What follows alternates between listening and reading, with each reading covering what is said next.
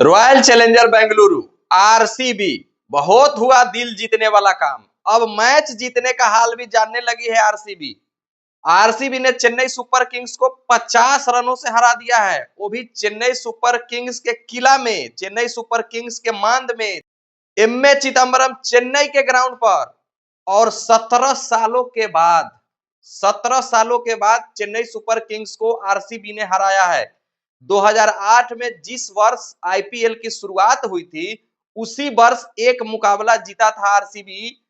वही जीते जीते अभी तक एक भी मुकाबला आरसीबी चेन्नई सुपर किंग्स से चेन्नई में नहीं जीत पाई थी।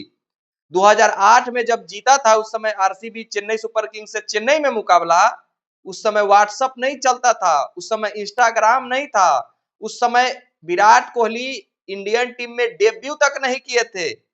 बहुत दिन हो गए थे साहब।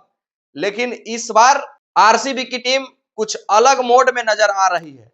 न्यू नवेले कप्तान रजत पाटीदार साहब गजब के फॉर्म में और गजब की कप्तानी करते हुए नजर आ रहे हैं। बॉलिंग लाइनअप आरसीबी का जो इससे पहले कभी भी बेहतर नहीं हो सका, वो भी इस बार बेहतर नजर आ रहा है।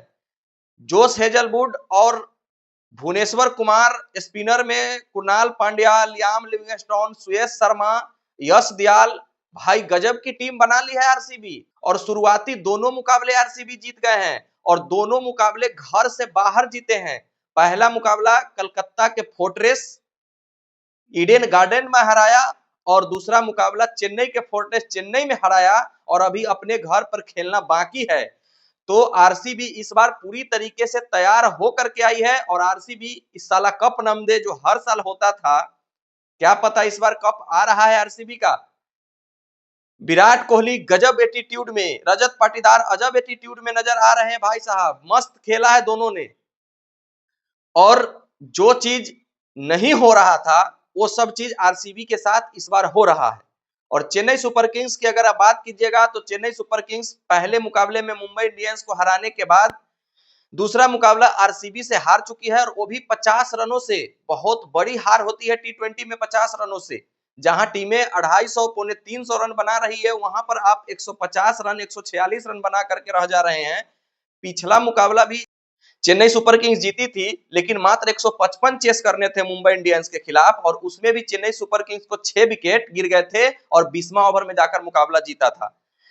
आज चेन्नई सुपर किंग्स के कप्तान ऋतुराज गायकवाड़ ने टॉस तो जीत लिया, गेंदबाजी करने का फैसला कर लिया, लेकिन आरसीबी के कप्तान रजत पाटीदार और आरसीबी की पूरी टीम ने कुछ अलग सोच लेकर आई थी। पहले ही ओवर से दानादन चौको छक्कों की बारिश होने लगी, बॉलरों को बखिया उधेरे गए, लेकिन पहला विकेट 46 रनों पर गिरता है आरसीबी का और वो भी महेंद्र सिंह धोनी का फिर से एक बिजली की करंट से भी ज्यादा तेज स्टंपिंग के कारण। नूर अहमद का बॉल था, फील्ड सॉल्ट पैर हल्का उठाए भी नहीं थे सही ढंग से और स्टंप आउट कर दिया गया है। सब देखकर भौचक्के रह गए हैं। नॉन स्ट्राइकर एंड पर विराट कोहली साहब भी कहे कि आखिरकार ये हुआ क्या। पिछले मुकाबले में सूर्या कुमार यादव का जो स्टंपिंग था और इस मुकाबले में फिल सॉल्ट का स्टंपिंग दोनों अनमैचेबल था। न जाने कितने ट्वीट आ चुके हैं कि इससे बेहतर तेज हैंड हम विकेट के पीछे नहीं देखा। 43 साल के उम्र में अनकैप्ड प्लेयर महेंद्र सिंह धोनी इतना जबरदस्त अभी स्टंपिंग कर रहे हैं, विकेट कीपिंग कर रहे हैं और बल्लेबाजी भी कर रहे हैं। लेकिन बल्लेबाजी तो अभी भी बेहतर कर रहे हैं, बहुत बॉलरों को तोड़ रहे हैं, लेकिन पता नहीं ऊपर बल्लेबाजी करने आने में महेंद्र सिंह धोनी को क्या हो जाता है। यहां तक कि रविचंद्रन अश्विन से भी ऊपर आप बल्लेबाजी करने नहीं आ सकते हैं। 9 नंबर पर आज महेंद्र सिंह धोनी बल्लेबाजी करने आए हैं। भाई हद है भाई। जब सिचुएशन ऐसा था, जिस समय 5 ओवर के करीब 100 रन लेना था, उस समय आप बल्लेबाजी करने आ रहे हैं, तो उस समय आप क्या कर लीजिएगा, कितना भी मारिएगा फिर भी नहीं जीतिएगा। तो ये बात समझ में नहीं आ रही है। हालांकि अनंत त्यागी साहब ने महेंद्र सिंह धोनी का इंटरव्यू जब लिया तो उनसे पूछा गया कि पिछली बार 2024 में आप ऊपर बल्लेबाजी करने क्यों नहीं आते थे। तो उन्होंने कहा था कि 2024 में टी20 वर्ल्ड कप था और हम चाहते थे कि जो चेन्नई सुपर किंग्स में इंडियन टीम में चुने जाने वाले प्लेयर हैं, रविंद्र जडेजा हो गए, शिवम दुबे हो गए और सारे प्लेयर हो गए, इनको हम ज्यादा से ज्यादा बल्लेबाजी करा सके, क्योंकि हम तो इंडियन टीम में वर्ल्ड कप खेलने जाएंगे नहीं, तो हम बाद में भी बैटिंग करेंगे तो क्या फर्क पड़ता है और ये फ्रेंचाइजी का मैच है। लेकिन साहब ये 2025 है, 2025 में तो कोई T20 वर्ल्ड कप नहीं है ना, कोई वर्ल्ड कप नहीं है, वर्ल्ड कप 26 में है।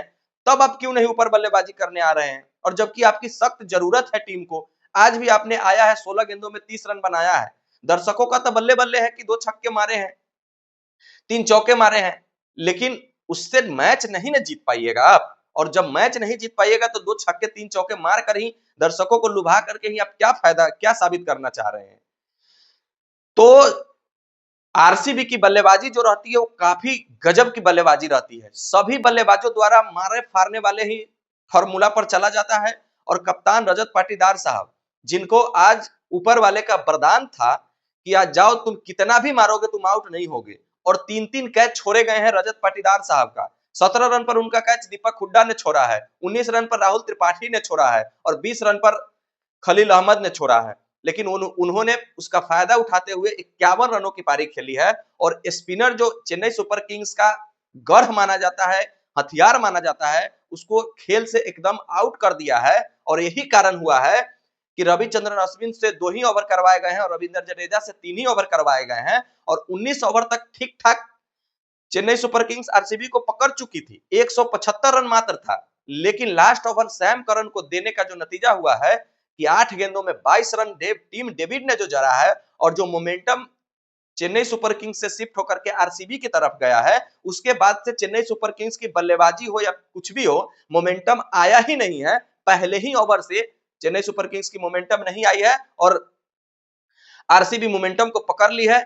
दूसरे ही ओवर में हेजलवुड साहब ने 2 विकेट ले लिए हैं, ऋतुराज गायकवाड़ और राहुल त्रिपाठी का फिर जस्ट आउट हो गए हैं। उसके बाद दीपक हुड्डा, सैम करन, शिवम दुबे, रचिन रविंद्र, किसी के बल्ले से कुछ खास देखने को नहीं मिला है। हालांकि 41 रनों की पारी खेली है रचिन रविंद्र ने, लेकिन वो लूजिंग कॉज में आया है।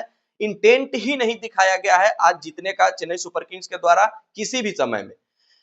बहुत सारे कयास लगा रहे थे कि स्पिनर जकड़ेंगे, स्पिनर पकड़ेंगे, लेकिन फास्ट बॉलरों ने दिखाया है आरसीबी के कि हाँ, हम जीत सकते हैं अपने गेंदबाजी के दम पर। और भुवनेश्वर कुमार ने भी अच्छी गेंदबाजी की है, देवदत्त पडिक्कल ने अच्छी बल्लेबाजी की है, विराट कोहली ने 31 रनों की पारी खेली है, फिल सॉल्ट ने 32 रन बनाया है, और 22 रन जो महत्वपूर्ण टीम डेविड ने बनाया है वो भी काफी महत्वपूर्ण हुआ है चेन्नई को इस हार के लिए। चेन्नई के ग्राउंड पर 196 रन बना करके आप एक सेफ जोन महसूस करते हैं, क्योंकि चेन्नई के ग्राउंड में बॉलरों को हमेशा मदद रहती है और बाउंड्री हमेशा लंबी रहती है। दूसरे ग्राउंड पर 196 रन कोई ज्यादा नहीं होते। 200 से कम स्कोर बना करके पहली टीम बनी है आरसीबी डिफेंड करने वाली। आरसीबी चेस भी आसानी से कर रही है, डिफेंड भी आसानी से कर रही है, और अब आरसीबी टेबल टॉपर बन गई है।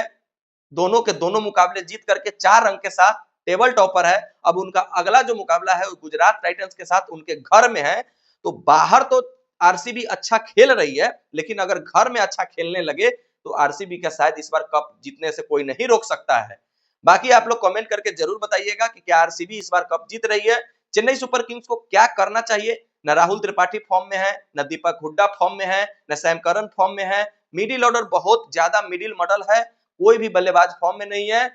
डेविन कॉनवे को अंदर लाना होगा, सैम करन को बाहर करना होगा। देखना है चेन्नई सुपर किंग्स ज्यादा तो चेंज करने के लिए जानी नहीं जाती है, क्या कर पाती है। मिलते हैं फिर नेक्स्ट वीडियो में, जब तक के लिए बेस्ट ऑफ लक, धन्यवाद, जय हिंद।